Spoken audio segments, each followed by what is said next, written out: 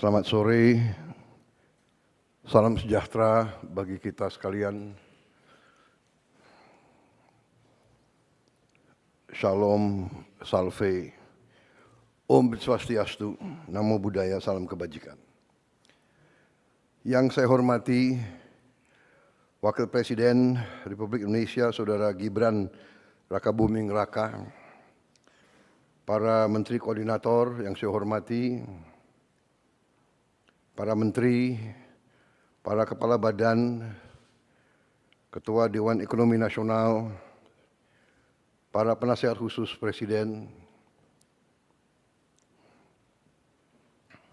Jaksa Agung, Kepala BIN Kapolri, Panglima TNI, serta para Wakil Menteri dan Wakil Kepala Badan, seluruh anggota Kabinet Merah Putih yang saya hormati dan saya banggakan. Selamat sore. Tentunya sebagai insan yang bertakwa, marilah kita tidak henti-hentinya memanjatkan puji syukur kehadirat Tuhan Maha Besar bagi umat Islam Allah Subhanahu wa taala yang memiliki sekalian alam. Hanya kepadanya lah kita berdoa dan hanya kepadanya lah kita memohon pertolongan. Kita bersyukur atas segala karunia, atas kesehatan dan kebaikan yang diberikan kepada bangsa kita dan kepada kita sekalian dan keluarga kita. Kita bersyukur kita dapat hadir melaksanakan sidang Kabinet Paripurna pada tanggal 20 Oktober 2025, yaitu tepat 1 tahun saya dilantik, disumpah di MPR kita sebagai Presiden Republik Indonesia. Dan karena itu saya kira saudara-saudara, tepatlah kita berkumpul untuk kita melihat apa yang sudah kita kerjakan 1 tahun ini. Tentunya saya dilantik tanggal 20, 21 saya melantik saudara-saudara. Kemudian kalau tidak salah tanggal 22 ya, saya melantik para wakil. Habis itu langsung kita berangkat ke Magelang untuk retreat. Saya lagi berpikir-pikir mungkin setelah 1 tahun perlu juga retreat lagi.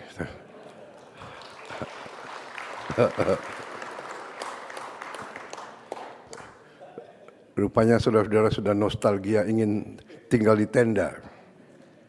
Saudara-saudara,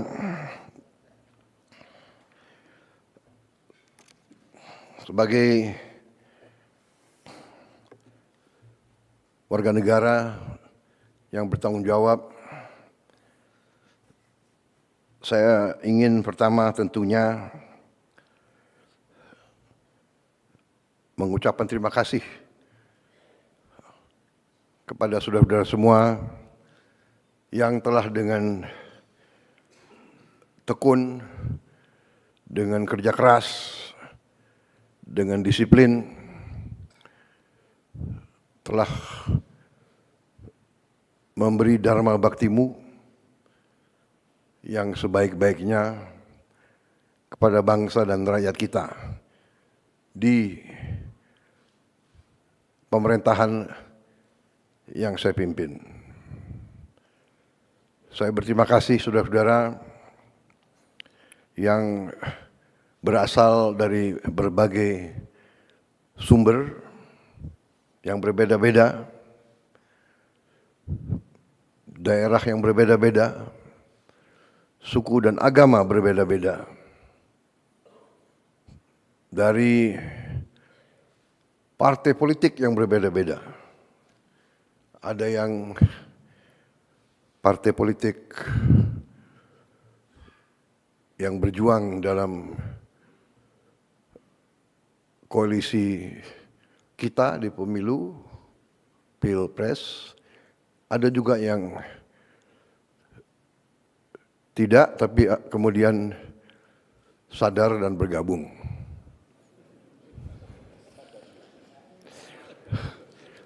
Bukan sadar, tapi terpanggil. Terpanggil. Enggak, ini saya nih, ya kan, jadi nggak apa-apa kan saya sedikit tidak terlalu serius ya. Serius tapi santai. Sersan. Serius tapi santai. Saudara-saudara, tapi intinya bahwa saya terima kasih. Saya, kalau ibarat kita adalah tim sepak bola, ya, saya boleh dianggap sebagai apa? Manager coach. Saudara adalah pemain-pemain. Saudara-saudara, ada dalam babak-babak pertama ini, awal-awal kita ada yang striker. Ada yang bertahan. Ya. Ada yang cadangan. Masih nunggu kapan diperankan secara maksimal. Walaupun saya mengerti saudara-saudara sudah mengambil inisiatif, sudah bergerak masing-masing, saya terima kasih. Tapi saya paham ada yang saya gunakan pertama-tama sebagai striker untuk merebut hasil terbaik cepat. Saudara-saudara, kita patut bersyukur bahwa kita, menurut saya, telah bekerja sangat keras. Untuk itu saya juga mohon maaf, terutama kepada keluargamu, karena saya sering menyita hari istirahatmu. Sepertinya di kabinet kita tidak ada tanggal merah. Dan saudara-saudara sigap. Setiap waktu saya panggil saudara hadir. Sabtu, Minggu, malam-malam. Dan kadang-kadang saya telepon malam-malam sekali atau pagi-pagi sekali, saudara langsung jawab.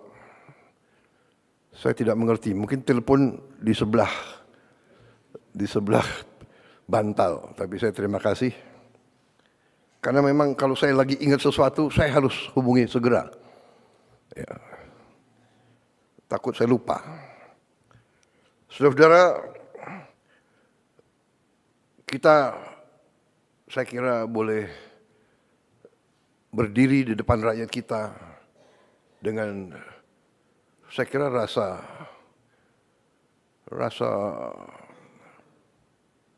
penuh kehormatan dan kepercayaan diri. Kita telah bekerja keras, tapi kita telah menghasilkan hal-hal yang dirasakan oleh rakyat. Pertama, kita telah mencapai hal-hal yang sangat positif di bidang ekonomi.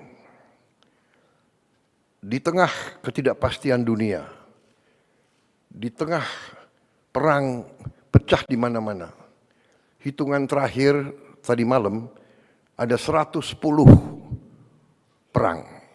Saat ini 110 konflik bersenjata di seluruh dunia. Di tengah kondisi seperti ini, di mana keadaan geopolitik begitu tidak menentu, geoekonomi pun tidak menentu, di mana mata rantai komoditas strategis pasti terpengaruh oleh keadaan geopolitik dunia yang tidak menentu. Energi, pangan sangat rawan terhadap ketidakpastian geopolitik dan geoekonomi ini. Alhamdulillah kita mampu menjaga pertumbuhan ekonomi masih tetap tinggi dibandingkan seluruh dunia. Kita berada di 5%. Di antara negara G20, kita salah satu yang tertinggi dalam kondisi sekarang. Kita mampu menjaga inflasi di sekitar 2%. Salah satu terendah di G20. Ini juga berkat hasil kerja keras kita semua. Kita punya teknik-teknik memantau dan mengendalikan inflasi, saya kira yang kurang diajarkan di fakultas-fakultas ekonomi dunia. Dan ini saya harus katakan salah satu teknik mengendalikan inflasi yang dirintis oleh pendahulu saya, Presiden Joko Widodo. Harus kita akui, mungkin pengalaman beliau sebagai wali kota, sehingga beliau dengan teliti bisa menemukan bagaimana memantau dan mengendalikan inflasi. Ini jangan dianggap remeh. Banyak negara yang hebat pertumbuhannya, inflasinya sangat luar biasa. Industrinya bagus, inflasinya sangat tinggi. Argentina saya kira yang begitu optimis 1-2 tahun yang lalu, kondisinya saat sekarang juga tidak bagus.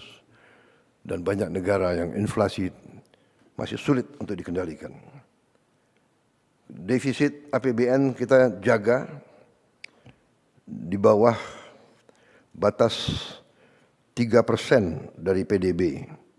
Juga salah satu terendah di antara G20. Mungkin terendah di dunia.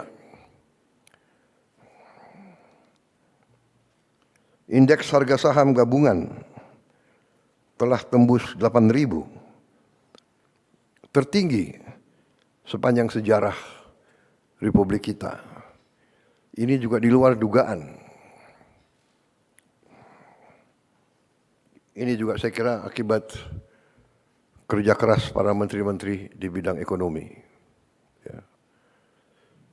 Selalu kita ditakut-takuti bahwa indeks harga saham gabungan itu mencerminkan kepercayaan investor, kepercayaan pasar kepada kita. Ternyata kita telah mencapai tingkat yang tertinggi. Walaupun saya selalu ingatkan, kita jangan terlalu takut dengan harga-harga saham. Yang penting fundamental ekonomi kita harus kuat. Dan fundamental ekonomi setiap bangsa yang paling asasi adalah pangan dan energi dan air. Asal kita sadar ini, kita fokus ini, kita yakinkan kebijakan-kebijakan kita menjamin kita mampu memproduksi dan distribusi pangan dengan baik, dengan efisien. Energi juga demikian, mampu mengelola air, kita kuat.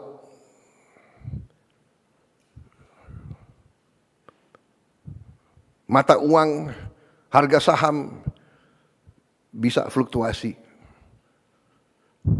Tapi yang paling pokok adalah kita harus jamin produksi pangan, distribusi pangan,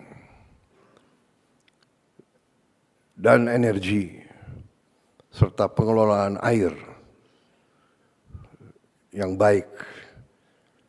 Yang ketiga ini kadang-kadang kita, karena kita diberi karunia Tuhan air yang berlimpah-limpah di sebagian besar Republik kita, tapi ada sebagian yang mengalami kesulitan, tapi kita masih kurang pandai dalam mengelola.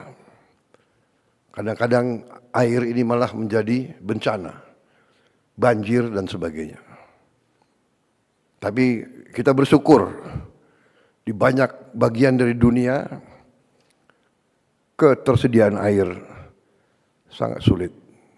Tidak mungkin pangan kita aman kalau tidak ada air yang cukup. Jadi ini saya kira catatan pekerjaan rumah kita ke depan.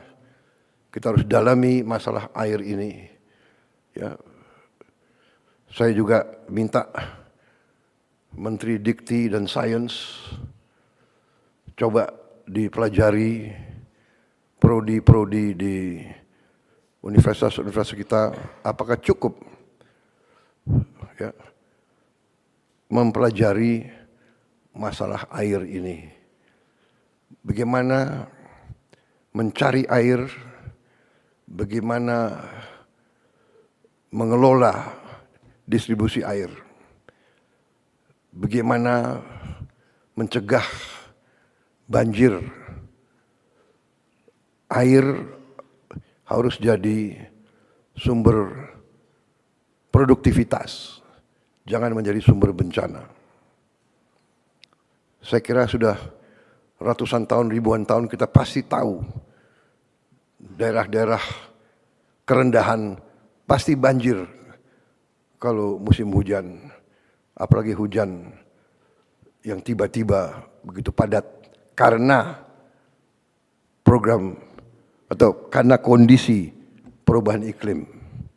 Karena itu kita harus antisipasi. Kalau tidak salah bidang air ini masih sedikit yang dipelajari di fakultas-fakultas kita. Ini tergolong mungkin hidrologi kalau tidak salah. Ya, hidrologi. Kita bersyukur juga angka kemiskinan turun ke 8,47%. Ini saya diberitahu di catatan oleh para pakar, ini angka terendah sepanjang sejarah Republik Indonesia. Kita bersyukur dan berterima kasih walaupun kita tidak boleh puas. Tidak boleh puas.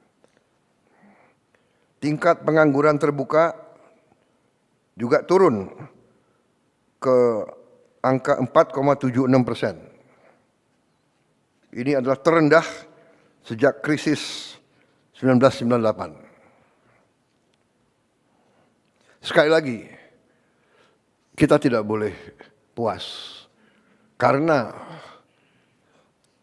4,76% dari 287 juta orang itu angka yang cukup besar.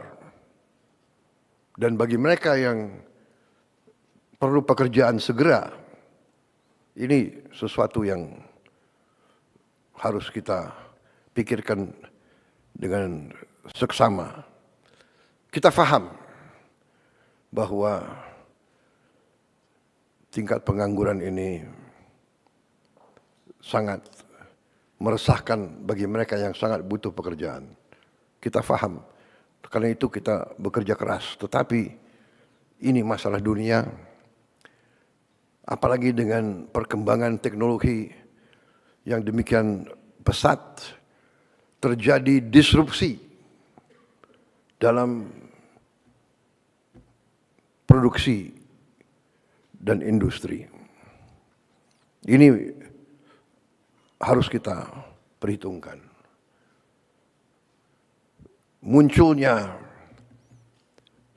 artificial intelligence, kecerdasan buatan, ini membuat sekarang faktor research, faktor penelitian lebih cepat sekali, luar biasa. Dan mungkin tidak membutuhkan terlalu banyak pekerja di bidang itu. Juga munculnya robotics, Ini juga harus kita catat. Di Jerman, di pabrik Volkswagen yang biasa menggunakan 5.000, 6.000 pekerja, sekarang hanya dengan 30 orang. Sisanya robot. Ini harus kita catat. Juga terima kasih para menteri, para Menko. Untuk pertama kali dalam sejarah kita sekarang, Republik kita sekarang, pemerintah kita sekarang punya satu sistem data tunggal sosial ekonomi nasional, DT-SEN. Untuk pertama kali.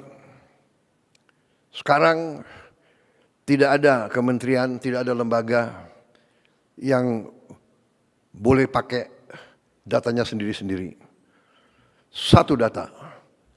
Ini kita ingin meningkatkan ketepatan dalam aliran bantuan-bantuan sosial.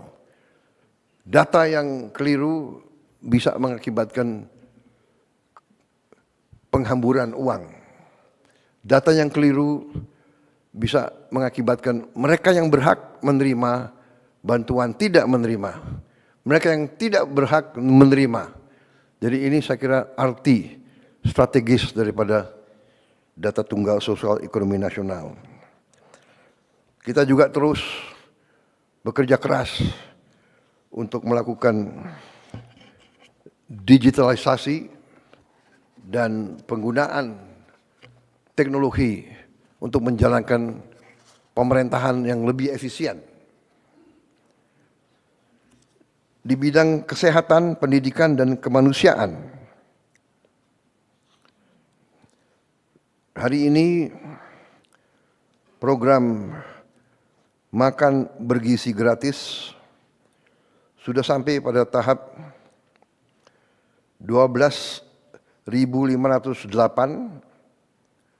satuan pelayanan pemenuhan gizi, SPPG ataupun unit dapur terpusat sudah mencapai 12.508 dari target kita 32.000, dan artinya hari ini sudah 1.410.000.000 porsi MBG sudah dimasak dan dibagikan sejak tanggal 6 Januari 2025. Hari ini ada 36.700.000 anak sekolah, ibu hamil, ibu menyusui, dan balita yang sudah menerima makan bergizi gratis ini.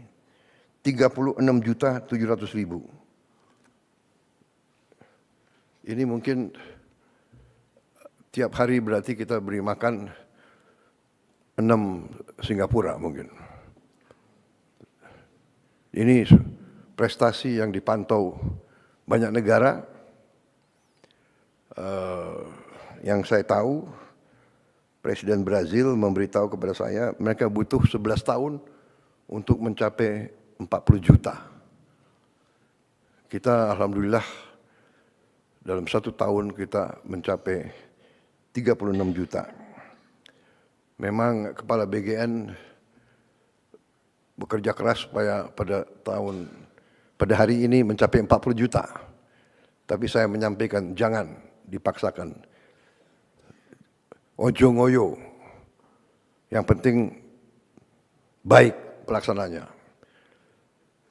36.700.000 ini bukan tanpa kekurangan.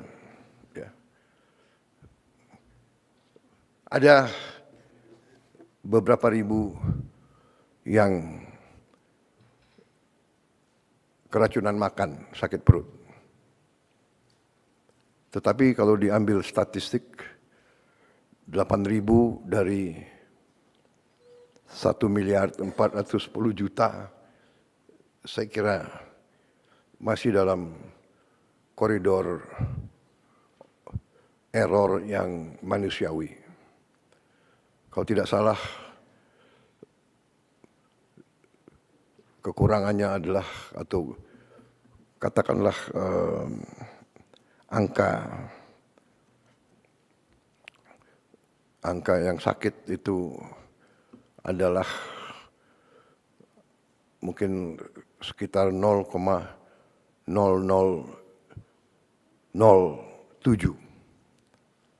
yang berarti 99,99% berhasil.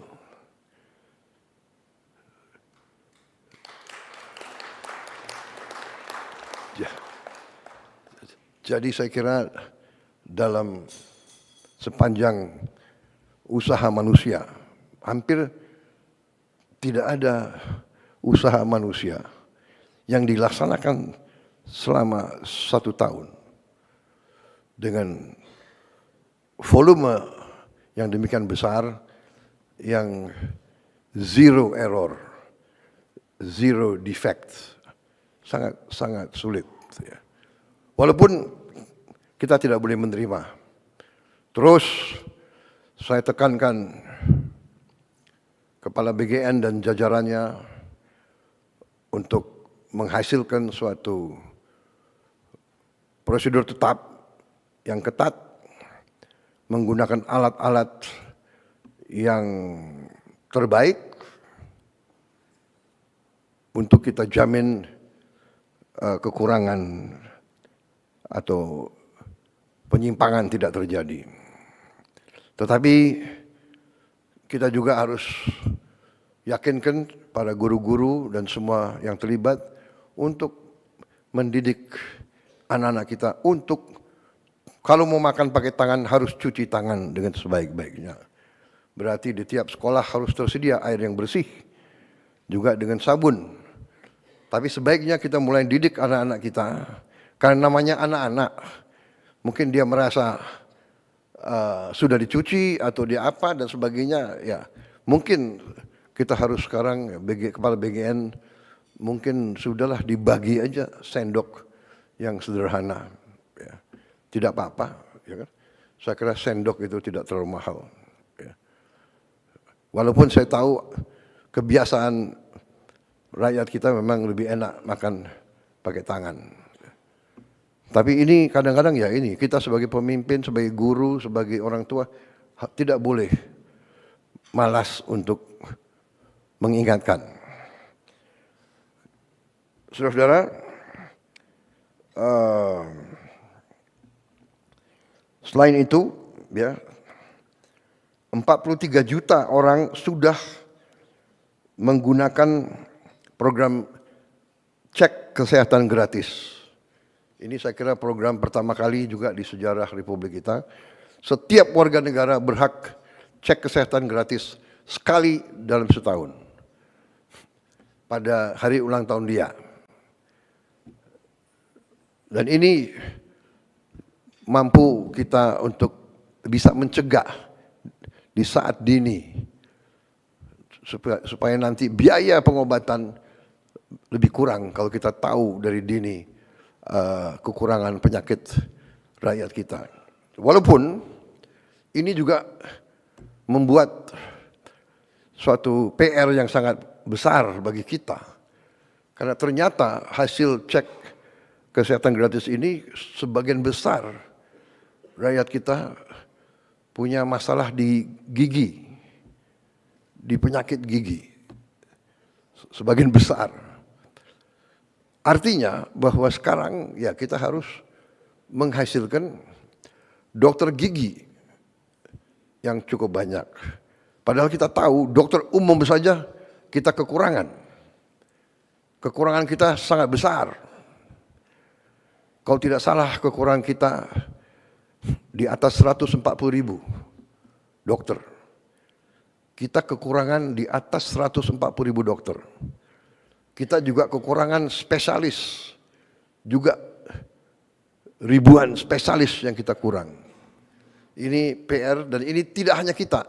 Hampir semua negara yang saya kunjungi, saya minta pendapat pemerintah hampir semuanya menganggap bahwa mereka kurang dokter. Dan tentunya negara yang kaya dia bisa ambil dokter dari negara-negara yang kurang kaya. Lulusan dari mana-mana ya tergiur karena Inggris kekurangan dokter sangat banyak. Dia ambil dokter dari mana-mana. Jerman, Eropa Barat, Amerika. Dokter, perawat dia ambil dari mana-mana. Dia mampu bayar sangat tinggi. Ini jadi masalah bagi kita. Artinya kebijakan pendidikan kita harus kita sesuaikan. Berarti kita harus menambah fakultas kedokteran, dan fakultas kedokteran yang ada pun harus ditambah jumlah mahasiswanya. Dan ini kalau perlu kita tambah beasiswa. Mungkin LPDP prioritasnya antara lain yang paling atas adalah untuk kedokteran.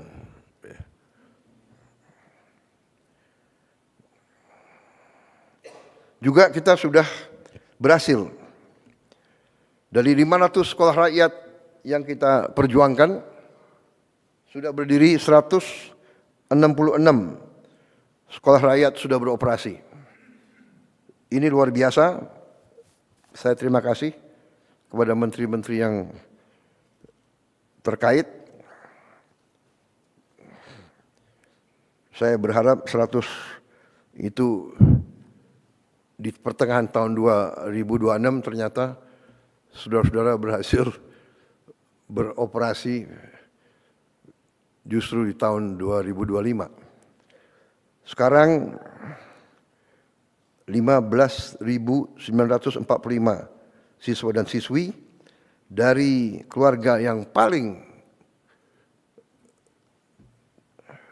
bawah di bidang ekonomi, desil 1 dan 2, yang tadinya banyak yang tidak sekolah sama sekali. Ya, ada yang bantu orang tuanya jadi pemulung, ada yang hidup di jalanan. Sekarang sudah bisa bersekolah di sekolah rakyat. Memang sekolah rakyat itu kita rancang sebagai upaya untuk memotong rantai kemiskinan. Biasanya anak orang miskin, anaknya miskin. Kita mau potong itu. Anaknya orang miskin atau cucunya orang miskin tidak perlu untuk terus miskin. Kita harus berani merubah, kita harus berani memotong rantai kemiskinan. Kita tidak boleh menyerah kepada keadaan. Dan orang yang paling bawah ini paling tidak dilihat. Kelompok elit tidak pernah melihat, apalagi merasakan kesulitan mereka. Mereka bisa digolongkan the invisible people. Kita berharap kalau kita tidak lihat penderitaan mereka, mereka tidak menderita. Padahal keliru. Justru kita tidak lihat, kita tidak bisa merasakan. Apakah ini cukup usaha? Pasti tidak cukup. Tapi minimal kita berusaha. Minimal kita berupaya. Iya kan? Kalau tidak bisa membantu banyak orang, kita bantu beberapa orang. Kalau tidak bisa membantu beberapa orang, kita bantu satu orang. Kalau satu orang pun kita tidak bisa bantu, jangan kita bikin sulit orang itu. Ini pendekatan yang sangat sederhana. We must do what we can do. And we can do if we want to. Saudara-saudara, kalau insya Allah saya percaya akan berdiri 500 sekolah ini, saya percaya. Itu berarti kita akan membantu 500.000 keluarga miskin, keluarga sangat miskin. Karena konsep sekolah rakyat ini adalah satu sekolah 1.000 siswa. SD, SMP, SMA, dan seterusnya, SMK. Saudara-saudara, ini sekolah rakyat. Kita juga membangun sekolah unggulan. Rencana kita 10 sekolah unggulan, ini anak-anak terpinter. Kalau tadi anak-anak dari golongan paling bawah, yang tidak punya harapan sekolah, kita beri harapan. Tapi ada juga anak-anak yang harus kita cari. Unggulan, anak-anak terpinter Republik Indonesia harus kita cari, harus kita kumpulkan. Dan kita harus perkaya, kita harus kasih pendidikan supaya dia bisa nanti menjadi pemenang-pemenang hadiah Nobel. Kita ingin Indonesia unggul di bidang sains dan teknologi. Masa depan hidup Indonesia, masa depan hidup setiap bangsa di abad ke-21 ditentukan oleh sains dan teknologi. Kita butuh anak-anak pintar. Kita butuh insinyur-insinyur, profesor-profesor, ahli matematika, ahli di semua bidang teknologi. Kita negara yang sangat kaya, kita punya mineral-mineral kritis. Kita punya mineral-mineral yang disebut rare earth.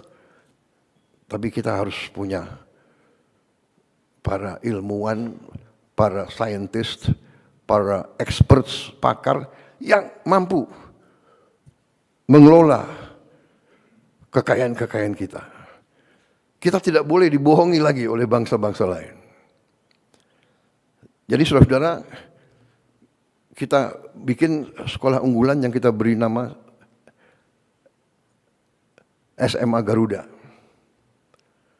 Dan ini rencananya 10 dan ada juga kurang lebih 14 yang sudah ada sekolah unggulan yang kita integrasikan kepada program ini. Jadi program ini asal sekolah itu yang sudah ada mau ikut, berarti ikut kurikulum. Yang kurikulum itu kita pakai standar internasional, ya, IB internasional, International Baccalaureate, sistem IB. Berarti lulusan itu bisa diterima di universitas manapun di dunia yang terbaik. Kita berharap dengan program ini nanti banyak anak-anak kita bisa masuk ke sekolah terbaik di dunia. Harvard, MIT, Oxford, dan sebagainya. Sekarang itu ditangani oleh Menteri Dikti dan Wamen, Wakil Menteri Dikti, ya, Profesor Stella. Saya sendiri saya dulu di Harvard saya.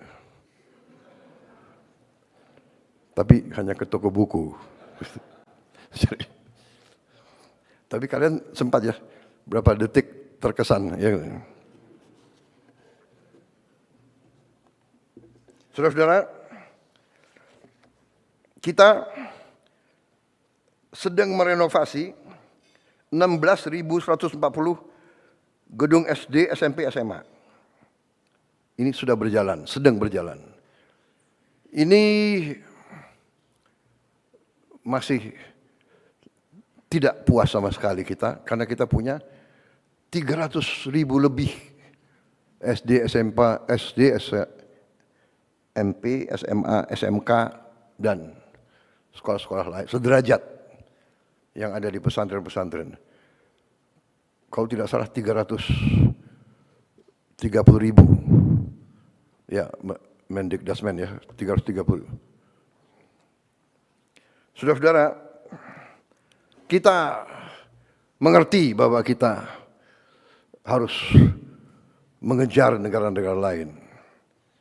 Karena itu segala upaya kita akan lakukan untuk mengejar ini. Tadi SMA Garuda 10, kita berharap 10 tiap tahun. Dan ini kriterianya sangat tinggi, tapi tidak ada masalah, saudara-saudara, kita negara besar. Kalau tidak salah, dari statistik semua negara, populasi, ya, 1% tiap populasi diperkirakan akan memiliki IQ kecerdasan 120 ke atas. 1%. Kalau 1% dari 287 juta, itu saya kira cukup besar. Karena masuk angkatan kerja tiap tahun sekitar 5 juta, 4,8, 4,9 juta. Setengahnya katakanlah, ya, saya kira kalau 1% berarti 2,8 juta. Kita harus menjaring mereka ini. Dan jangan anggap bahwa mereka itu anak-anak orang menengah ke atas. Banyak anak orang bawah, orang miskin ternyata punya kecerdasan yang tinggi. Kita harus cari mereka. Jadi saya minta Dikdasmen, Menteri Dikdasmen dibantu oleh menteri lain, ya. Menteri Dikti Sains dan Teknologi dibantu oleh Menteri Sosial, dibantu oleh Panglima TNI, dibantu oleh Kapolri yang punya jaringan ke desa-desa, mungkin dibantu oleh ormas-ormas, dibantu yang punya yayasan-yayasan. Cari mereka ini dan kita didik mereka dengan beasiswa penuh. LPDP akan saya tambahkan uang-uang dari sisa efisiensi penghematan, uang-uang yang kita dapat dari koruptor-koruptor itu, sebagian besar kita investasi di LPDP. Mungkin yang 13 triliun,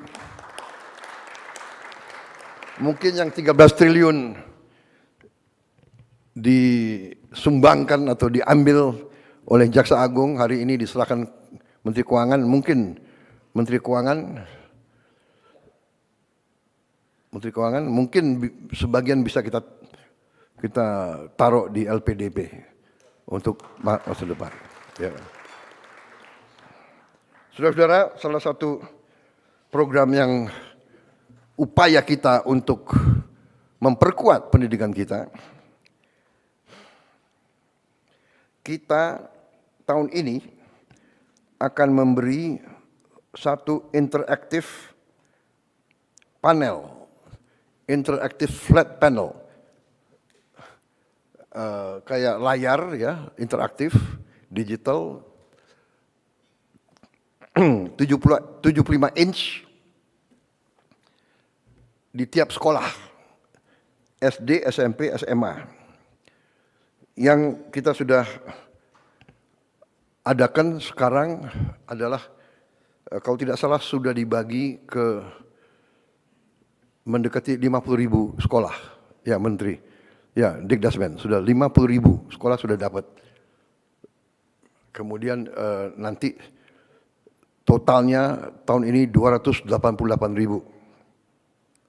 Flat panel, IFP, interactive flat panel. Di situ sudah ada komputernya, yang di situ bisa muat ratusan ribu konten, mungkin jutaan. Iya, Dikdasmen, ya. Cukup banyak konten di situ. Jadi semua silibus kita akan ada di situ. Jadi sekolah-sekolah terluar terpencil, sekolah-sekolah yang tidak punya akses kepada guru-guru yang baik atau guru-guru yang cakap di bidangnya, umpamanya bahasa Inggris, bahasa Mandarin, matematik, ini pelajaran-pelajaran yang susah. Ya, ini bisa dibantu dengan ini. Dan ini kalau dia selesai dan dia mau kembali, dia bisa kembali anytime. Kalau tidak puas, mungkin si gurunya bisa kumpul siapa yang kurang mengerti, nanti sore kembali kita tambah pelajaran. Guru-guru itu bisa dibantu. Dan juga di tempat terpusat di Jakarta, ya, nanti saya mau cek Dikdasmen kemajuannya di mana, kita akan bikin studio. Di studio ini, guru-guru terbaik akan mengajar dan pelajaran dia bisa diterima di seluruh pelosok Indonesia.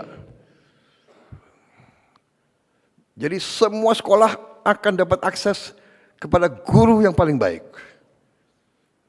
di bidang-bidang yang sulit.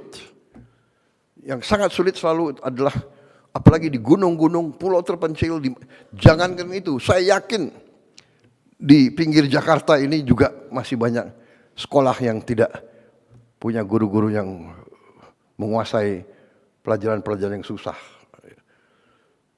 Sekarang dari tempat studio yang terpusat bisa ngajar, bisa diterima oleh 330.000 sekolah. Yang sulit dapat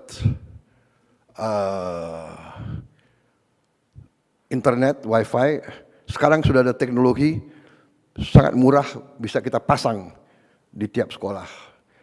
Tidak terlalu mahal. Starlink mungkin masih agak mahal untuk bayar tiap bulan. Tapi sudah ada teknologi yang lebih murah. Dan saudara-saudara, tahun depan rencananya adalah kita akan tambah 3 layar. Ya, tahun ini kita mampu 1 layar, tahun depan kita akan bagi 3 layar.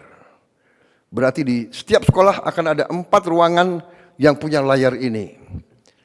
Mudah-mudahan tahun 2007 kita bisa tambah lagi 2 layar lagi. Jadi 6 kelas tiap sekolah bisa punya layar. Jadi semua anak-anak kita mendapat akses kepada pengetahuan yang terbaik, terkini, dengan animasi dan dukungan yang terbaik. Saya dapat laporan dari Mendikdasmen bahwa antusiasme anak-anak sekarang meningkat untuk sekolah. Ya selain MBG, dia juga pelajarannya juga menarik. Ini saya kira penting karena fokus kita kita harus fokus kepada investasi paling penting bagi rakyat kita, investasi kepada anak-anak kita, sumber daya manusia kita. Saya juga perhatikan waktu saya keliling, saya cek anak-anak kita mungkin karena kurang biaya, dia menghemat kertas. Dia menulis tulisannya sangat kecil. Saya minta ditinjau kembali Menteri Dikdasmen, ya. Saya kira perlu kembali ada pelajaran menulis. Menulis dengan baik. Menulis halus dan menulis, tapi sebetulnya tulisannya harus besar. Ya. Menteri Keuangan kalau perlu kita bagi buku-buku sekolah yang besar-besar, tulisannya harus besar, anak-anak harus dididik nulis besar. Saya khawatir kalau dia nulisnya sangat kecil, ujungnya nanti dia harus pakai kacamata semua. Ini masalah kecil tapi mendasar. Ya. Dan saya tergerak karena saya tahu anak ini nggak mau memberatkan orang tuanya. Jadi dia menghemat kertas. Can you imagine? Ya, jadi saudara-saudara, hal-hal seperti ini. Yang terakhir, ini masih dalam konsep rencana. Ada yang mengatakan, ya sekarang ada sekolah rakyat untuk desil 1-2. Bagaimana untuk desil 3-4-5? Ya mereka tidak miskin ekstrim, tapi mereka juga susah. Mereka harus dapat akses kepada pendidikan yang seperti ini. Sedang saya susun, saya minta Dikti sama Dikdasmen, mungkin dibantu oleh kementerian lain juga, menyusun suatu satgas khusus untuk mempelajari kita membangun sekolah terintegrasi di setiap kecamatan. Berarti kita mungkin harus bangun 7.000 sekolah terintegrasi ini. Maksudnya, sekarang SD, SMP, SMA atau SMK terpisah. Padahal ada fenomena karena mungkin angka kelahiran kita menurun, banyak SD kita kosong. Ada gurunya 6, muridnya hanya 4, 5. Jadi ini tidak efisien. Mungkin kita konsolidasikan, tapi di kecamatan ada suatu sekolah yang fasilitasnya sangat baik. Tiap sekolah terintegrasi harus punya laboratorium yang cukup bagus. Laboratorium matematik, kimia, biologi, laboratorium bahasa. Bahasa sangat penting. Lapangan kerja. Orang Filipina banyak diterima di mana-mana karena dia bisa bahasa Inggris. Kita diminta. Jutaan tenaga kita diminta. Di Eropa minta pekerja hotel, kafe, restoran. Dia minta 1 juta tiap tahun. Kepala-kepala negara, pemerintah dari Eropa nanya ke saya, can you send? Hotel-hotel dia sekarang nggak ada yang kerja. Restoran-restoran kewalahan. Rakyat mereka tidak mau kerja sebagai pelayan. Dan mereka terkesan katanya orang Indonesia ramah-ramah. Ya, berarti kita harus didik mereka bahasa. Ada yang bahasa Inggris, mungkin paling banyak di Eropa. Mungkin juga kita didik bahasa Arab, bahasa Mandarin, bahasa Jepang, bahasa Korea. Juga kita diminta perawat untuk rumah sakit dan untuk caregiver. Untuk orang tua di sana, nggak ada yang mau jadi perawat dan caregiver. Karena caregiver dan perawat itu pekerjaan yang berat, fisik juga berat. Berdiri dari tempat tidur ke tempat tidur, urusan dengan orang sakit, berbahaya itu.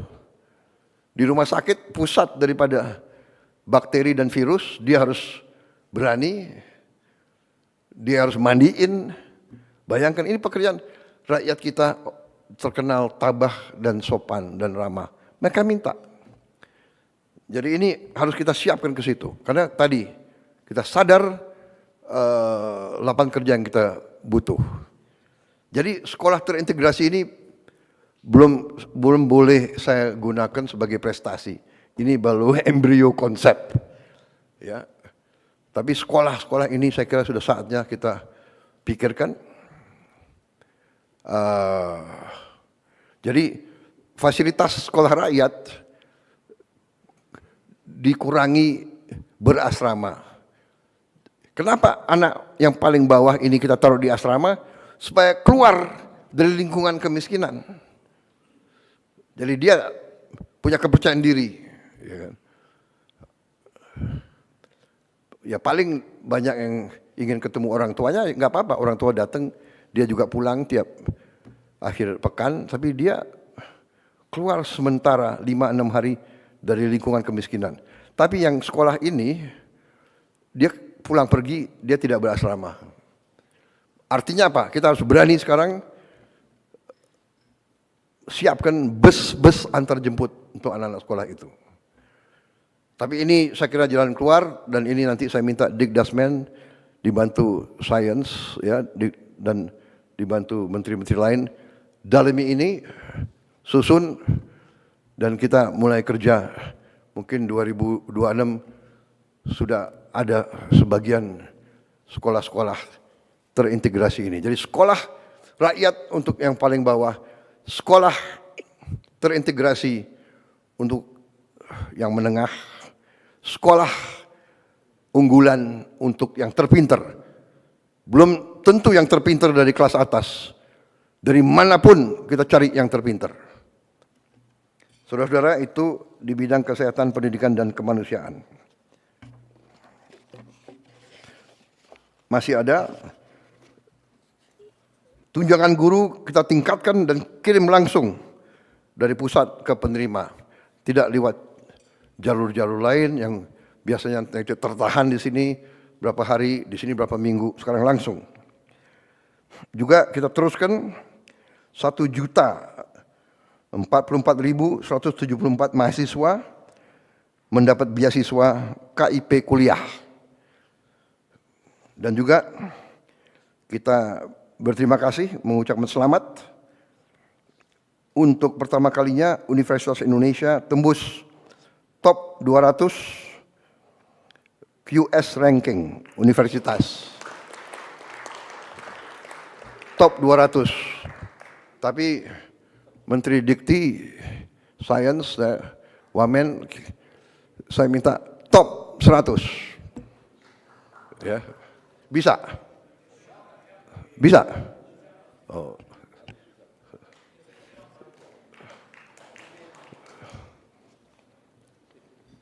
Pasti nanti akan disusul oleh ITB, UGM, ITS, dan sebagainya. Juga kita mendirikan Kementerian Haji atas permintaan pemerintah Arab Saudi, karena dia bilang kami urusan haji adalah Menteri Haji. Jadi kami harus minta urusannya sama pejabat. Oh, ini kepala badan. Enggak, dia maunya menteri. Sudah. Apa boleh buat, kita menyesuaikan. Dan alhamdulillah kita sudah bisa turunkan biaya haji. Dan saya minta terus Menteri Haji, dia tidak hadir karena dia berada sekarang di Arab Saudi berurusan sama mereka. Saya minta biaya haji harus terus turun. Ya. Bisa dengan efisiensi. Bisa dengan efisiensi dan pelaksanaan yang bersih.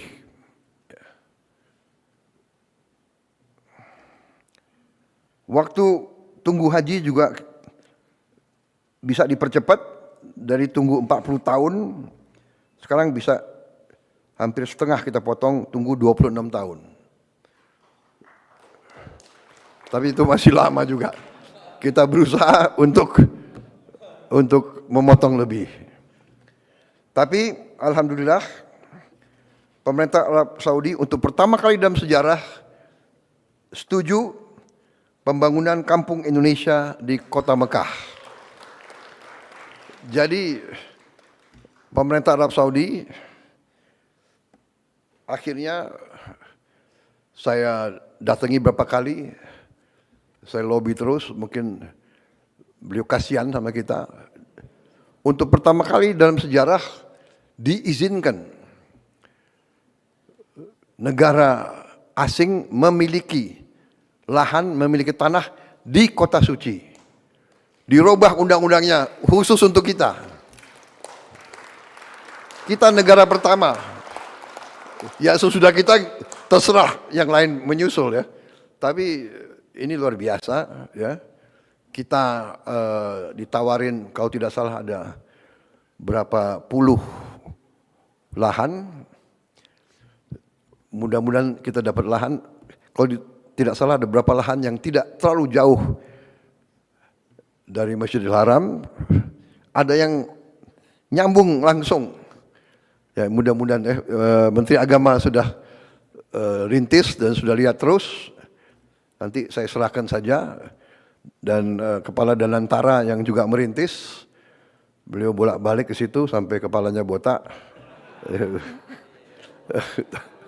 Tapi alhamdulillah prestasi, mudah-mudahan tidak berapa lama lagi kita akan punya kampung haji sendiri, saudara-saudara.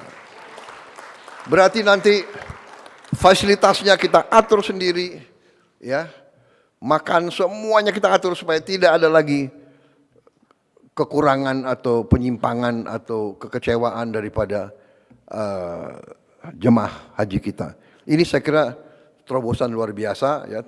Pertama, dalam sejarah dia robah undang-undangnya. Negara asing boleh memiliki tanah, dia tawarkan lahan-lahan yang terbaik, walaupun harus tender terbuka. Dan nanti tendernya, kalau tidak salah, ditutup tanggal 30 Oktober ini. Jadi kita kerja keras, ya, saudara. Tapi ya saya juga lobby terus. Waktu kemarin saya ketemu Menteri Luar Negerinya, saya bilang, Pak, ini ada lelang ditutup tanggal 30 Oktober. Tapi yang daftar lelang berapa ribu ya sudah? Oh 90 entitas lain yang juga bidding lahan yang kita inginkan. 90 ya. Wah, ya mudah-mudahan lah. Mungkin Menteri Agama pimpin doa khusus nanti. Mudah-mudahan kita bisa dapat lahan yang kita inginkan. Jadi ini prestasi kita di bidang kesehatan, pendidikan, kemanusiaan termasuk di bidang agama. Saya lanjut di bidang investasi, penciptaan lapangan kerja, pariwisata dan antara. Untuk pertama kali dalam sejarah, pengemudi ojek online menerima bonus hari raya pertama kali.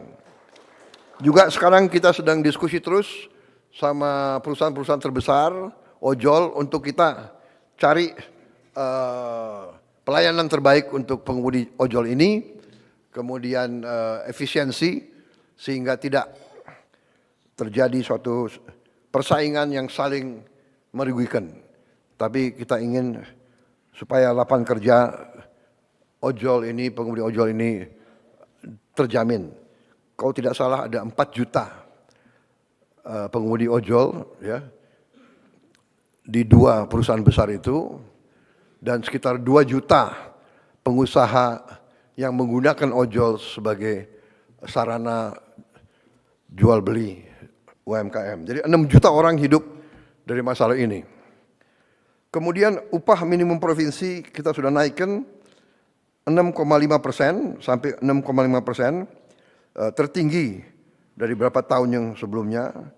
Juga kita sudah menghitung, sudah menghasilkan mungkin hampir dengan 1 juta lapangan kerja baru di SPPG, dan mungkin tahun depan akan mencapai minimal 1,5 juta yang kerja langsung untuk SPPG.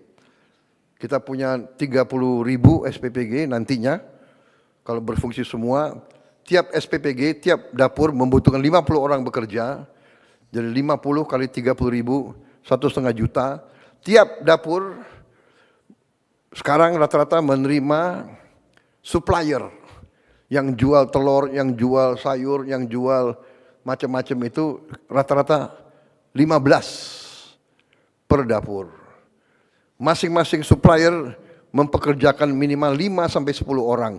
Jadi kita bisa bandingkan multiplier effect daripada ini.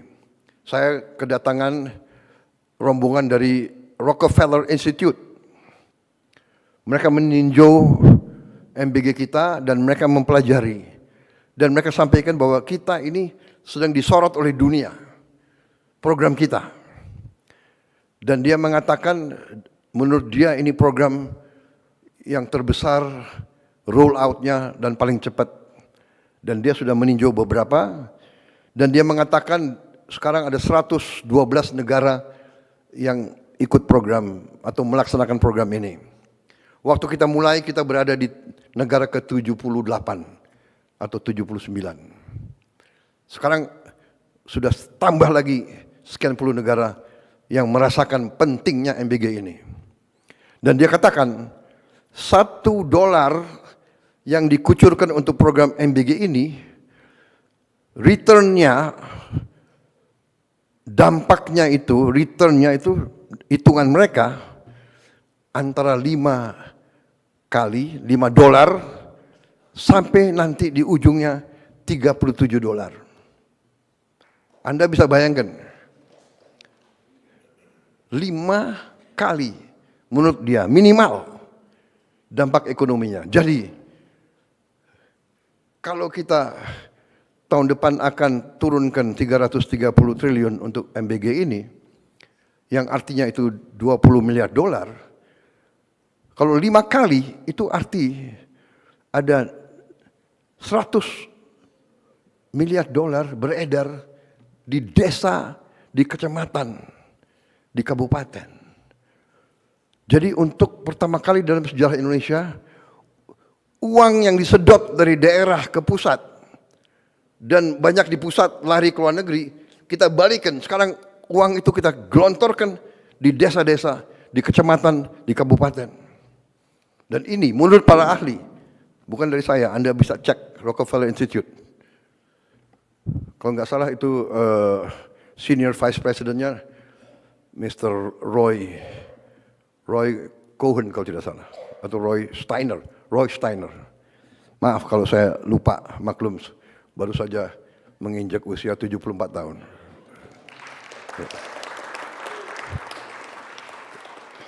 Terima kasih ucapan selamat saudara-saudara. Jadi saudara-saudara,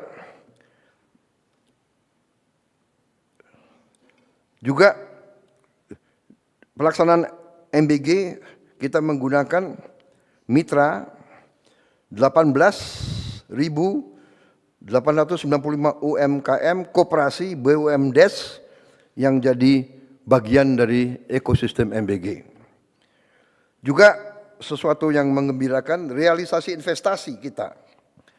Januari sampai September 2025 adalah 1,434 triliun rupiah.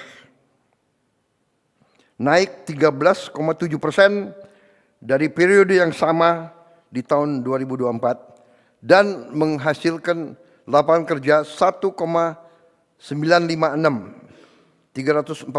lapangan kerja baru. Jadi target investasi tercapai bulan September yang lalu.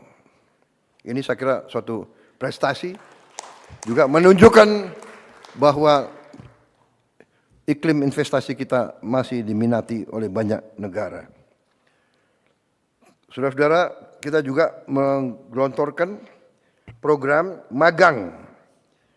100.000 lulusan S1 akan magang dengan upah yang ditanggung oleh pemerintah. Dengan penghasilan, dengan kriteria upah UMR yang ditanggung pemerintah. Juga di bidang pariwisata, untuk pertama kali dalam sejarah, kita berhasil mendatangkan suatu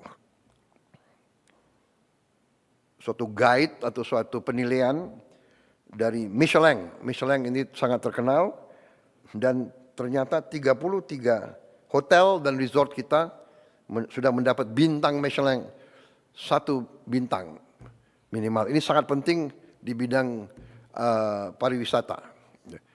Berarti kelas kita adalah kelas teratas di dunia dengan penghargaan dari Michelin itu.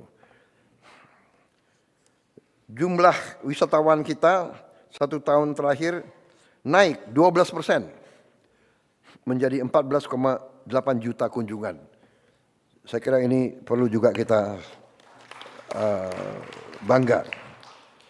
Kemudian kita tahun ini saya kira salah satu prestasi kita membentuk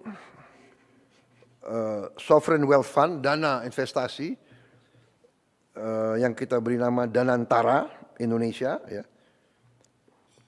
Danantara singkatan dari Daya Anagata Nusantara. Daya, energi, kekuatan, Anagata masa depan, berarti Danantara artinya kekuatan masa depan Nusantara. Yang kita fokuskan di situ, sudah kita kumpulkan semua aset milik negara yang nilainya adalah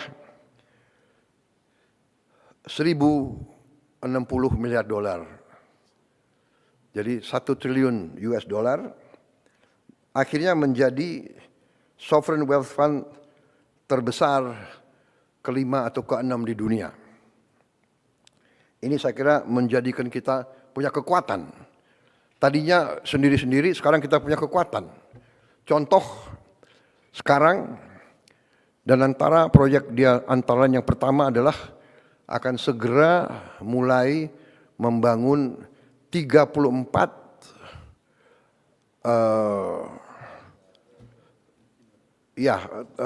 pembersihan limbah, sampah dari kota-kota besar, alatnya atau pabrik pembersihannya dan bisa pengolah ini diolah justru menjadi energi, menjadi listrik.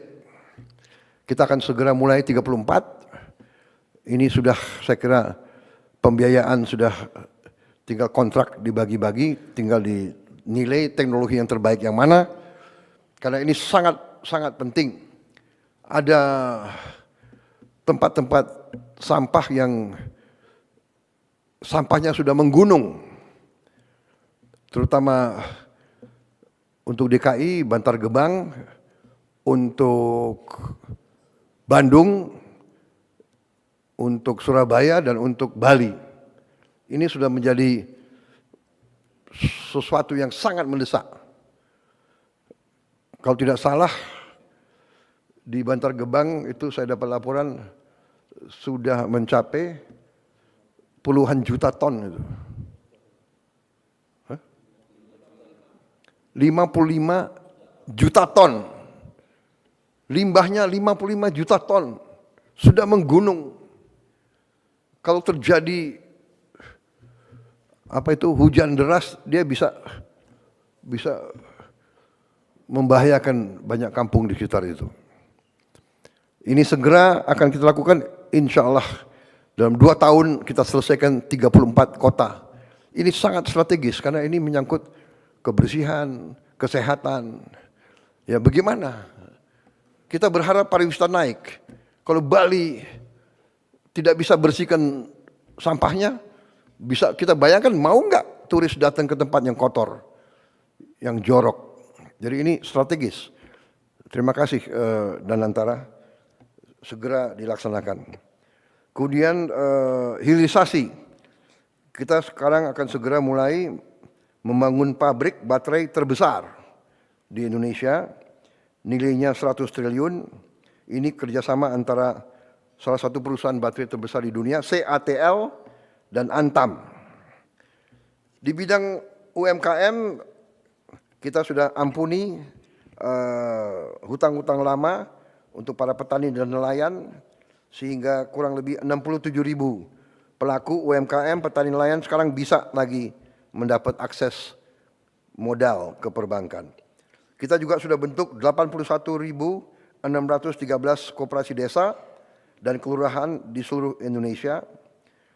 Sudah terbentuk, kurang lebih 100 sudah beroperasi, kemudian kurang lebih 1.000 sudah groundbreaking pembangunan gudang. Kita berharap awal tahun 26, sekitar Maret tahun 2026, 80 sekian ribu sudah akan beroperasi. Banyak orang tidak percaya, tapi kita selalu akan buktikan dengan bukti. Ya, pemerintah kita adalah evidence based. Dulu waktu saya lancarkan program MBG, banyak yang mentertawakan saya, menyinyir, dan sampai sekarang ada yang mengatakan bahwa MBG ini tidak berguna atau membahayakan. Tapi kita buktikan dengan evidence, dengan bukti. Dan tadi 99,99 angka keberhasilan saya kira cukup bagus itu. Dan di mana-mana anak-anak yang bicara, di mana-mana. Kita juga sekarang di bidang pangan, ini salah satu prestasi kita yang sangat melegakan kita. Saya memberi waktu 4 tahun untuk kita kembali swasembada. Ternyata tim pangan kita berhasil insya Allah swasembada dalam 1 tahun. Saudara-saudara, kita berada di bulan Oktober. Sekarang ini kita punya produksi nasional Januari-Oktober mencapai 31.038.197 ton. Ini adalah produksi tertinggi sepanjang sejarah Republik Indonesia. Jadi ya boleh kita tegakkan kepala kita dengan penuh kehormatan. Ya. Saya kasih target 4 tahun, mereka hasilkan dalam 1 tahun. Kita juga sekarang cadangan beras pemerintah di gudang Bulog mencapai 4,2 juta ton di bulan Juni 2025, juga tertinggi sepanjang sejarah NKRI. Kemudian nilai tukar petani melonjak ke angka 123, tertinggi sepanjang sejarah NKRI. Kemudian harga beli gabah kita naikkan ke rupiah 6.500 per kilogram, dan kita telah tegas menindak perusahaan-perusahaan yang nakal, yang main-main dengan harga ini dan menipu rakyat. Beras subsidi ditempel, dijual dengan harga premium. Ini kita tindak keras. Kita juga sekarang ya berhasil pupuk langsung dari pabrik ke petani. Kita hapus 145 aturan, regulasi tentang distribusi pupuk kita hapus. Jadi tanda tangan kita kurangi. Ya, ini tanda tangan ini adalah sumber masalah. Jadi ini kita ringkaskan semua. Kemudian sekarang sudah kita mulai 225.000 hektar cetak sawah baru. Ini untuk mengatasi bahwa hampir 100.000 hektar sawah kita tiap tahun hilang. Kan dirubah peruntukan.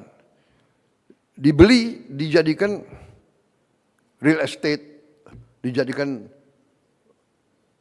pabrik, kita butuh memang. Tapi akhirnya dari mana kita mau amankan pangan kalau sawah-sawah yang subur hilang?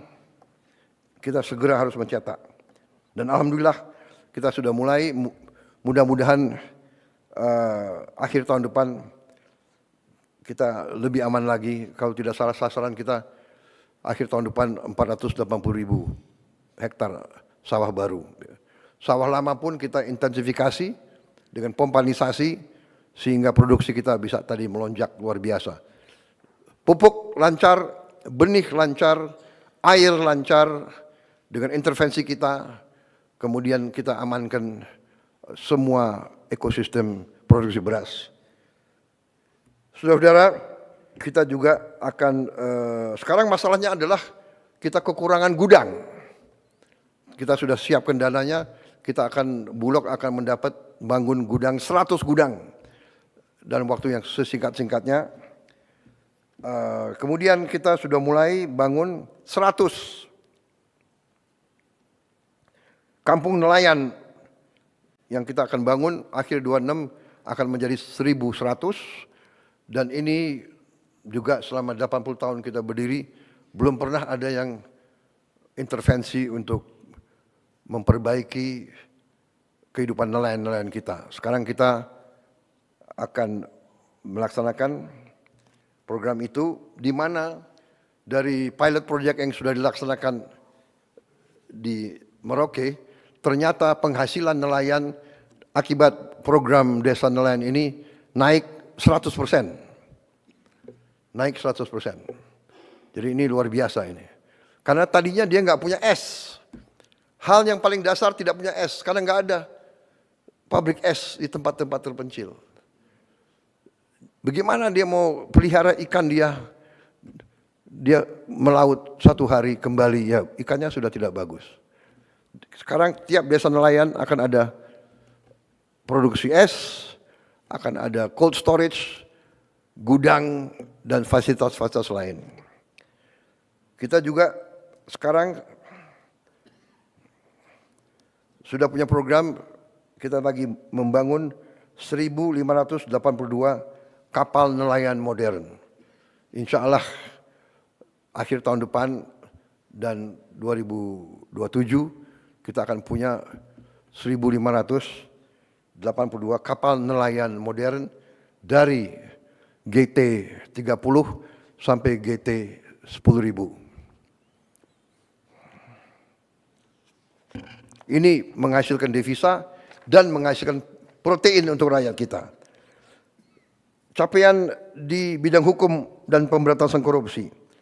Gaji hakim tingkat yang paling rendah kita naikin 280%.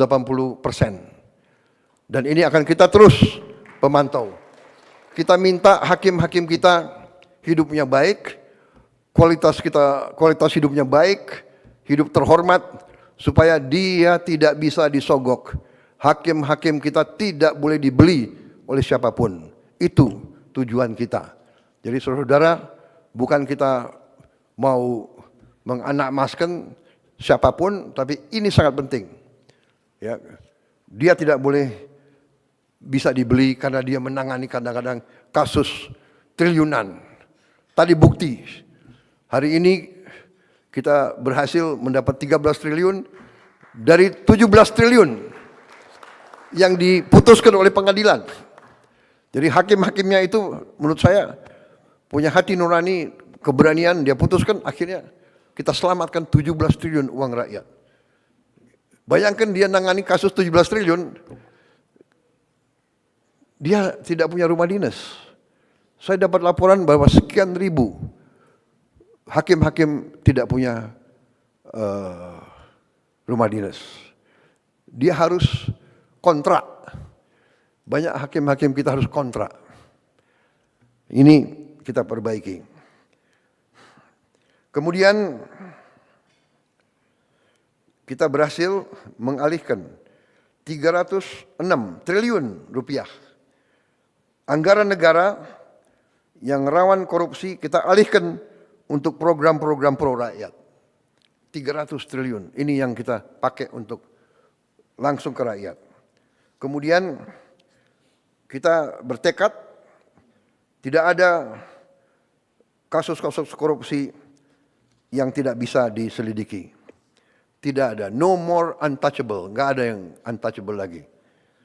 Saya terima kasih penegak hukum yang tegar meneruskan tugas yang mulia ini. Juga penegak hukum telah berhasil menyelamatkan lebih dari 1.000 triliun kerugian negara. Ini yang kita berhasil kita tegakkan. Lebih dari 4 juta hektar kebun kelapa sawit dalam kawasan hutan yang melanggar undang-undang dan melanggar hukum, ini kita kuasai kembali oleh rakyat, oleh negara.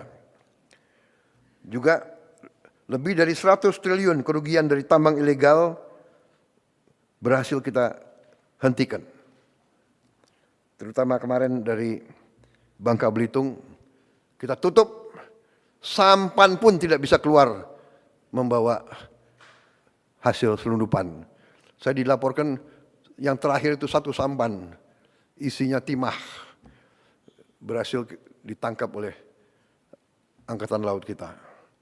Ini kita hentikan, dan ini kita menyelamatkan kurang lebih 45 triliun 1 tahun. Mungkin ada, nggak tahu, pihak-pihak yang teriak-teriak, tapi sudahlah. Pihak-pihak itu pihak-pihak yang salah. Pihak-pihak yang melanggar hukum, pihak-pihak yang mencuri dari rakyat Indonesia. Yang mengakibatkan kita masih banyak orang miskin. Karena kekayaan kita banyak dicuri.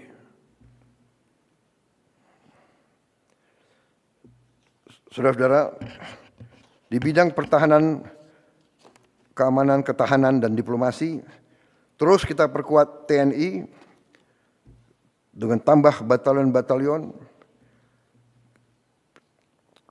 Kita tidak mau mengganggu siapapun. Tugas kita, tugas TNI hanya mempertahankan kedaulatan Indonesia. Tapi kita tidak boleh lugu, kita tidak boleh lengah.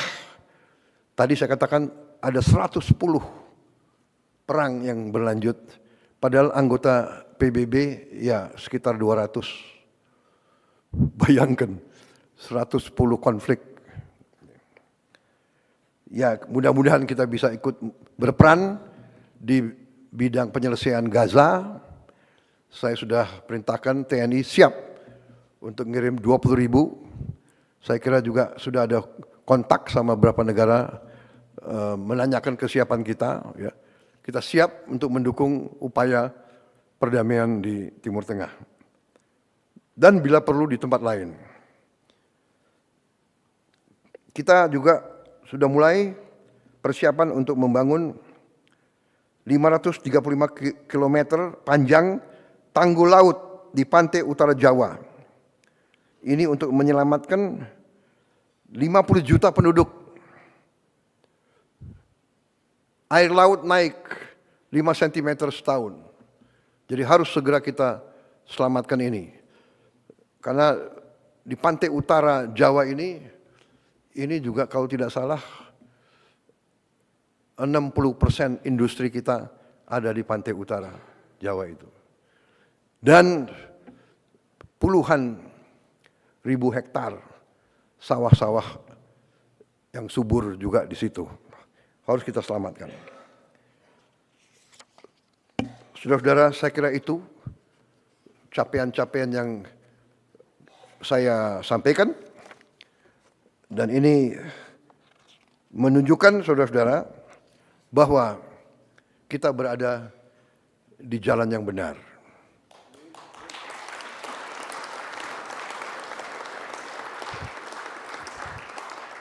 Saya percaya bahwa menjalankan pemerintahan ternyata sebenarnya tidak terlalu rumit. Pertama, awalnya harus dari niat. Niat kita harus baik. Niat kita sungguh-sungguh untuk menjalankan amanat dari rakyat. Kita harus berpijak dari awal seperti itu. Kita diberi kekuasaan oleh rakyat untuk melindungi rakyat dari semua bahaya. Bahaya kemiskinan, bahaya kelaparan, bahaya penyakit, bahaya ancaman dari badai, dari bencana, ancaman dari kerusuhan, ancaman dari serangan dari pihak luar. Serangan bisa berupa fisik, bisa berupa non-fisik. Saudara-saudara, saya beri contoh dari 2 pulau Bangka Belitung, kita hilang 45 triliun tiap tahun selama sekian puluh tahun. Apakah itu bukan sebuah serangan? 45 triliun kali 10 tahun aja 450 triliun. Kali 20 tahun 900 triliun. Apa yang kita bisa bangun dengan 900 triliun? Saudara-saudara, belum merupakan prestasi, tapi sudah kita mulai rintis, kita akan punya mobil buatan Indonesia dalam 3 tahun yang akan datang.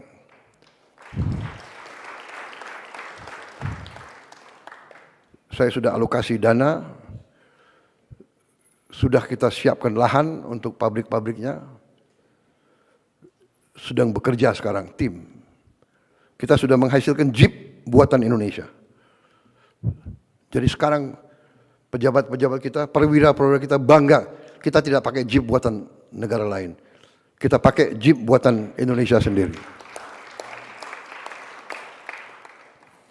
Komandan-komandan pasukan kita, kalau naik kendaraan, mimpin pasukannya dia bangga, dia pakai Jeep buatan Indonesia. Presidenmu pakai Jeep buatan Indonesia. Kemarin saya berangkat, saya pergi, saya mau incognito, jadi saya nggak mau pakai, saya pakai mobil biasa, tapi saya pakai Alphard. Udah lama saya nggak menikmati Alphard. Enak juga ini ya. Tapi, Prabowo, ingat, kamu presiden di Indonesia, harus beri contoh. Ya sudah, pakai, mau terus. Dan sebentar lagi, saudara-saudara semua, harus pakai maung. Saya nggak mau tahu tuh.